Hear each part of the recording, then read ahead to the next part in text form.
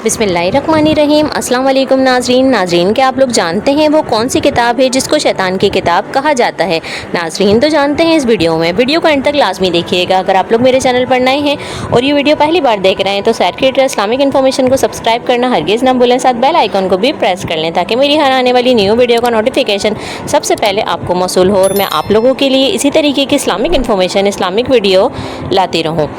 तो चलते हैं अपनी वीडियो की तरफ। वो कौन सी किताब है जिसको शैतान की किताब कहा जाता है? नाजरीन अगर आप लोग जवाब जानते हैं तो कमेंट सेक्शन में लाजमी बताएं। तो नाजरीन, ताश के पत्तों को शैतान की किताब कहा जाता है। उम्मीद करती हूँ वीडियो आप लोगों को पसंद आएगी। मजीद इस तरीके की इस्लामिक इन्फॉर्मेशन, इस्लामिक वीडियो देखने के लिए सैर क्रिएटर इस्लामिक इन्फॉर्मेशन को सब्सक्राइब करना हरगिज़ न भूलें, साथ बेल आइकन को भी प्रेस कर लें ताकि मेरी हर आने वाली न्यू वीडियो का नोटिफिकेशन आपको बर वक्त मौसूल हो सके और मैं आप लोगों के लिए इसी तरीके की इस्लामिक इन्फॉर्मेशन, इस्लामिक वीडियो लाती रहूँ। तो चैनल को लाइक, सब्सक्राइब और बेल आइकन को भी प्रेस कर लें। जज़ाकल्लाह।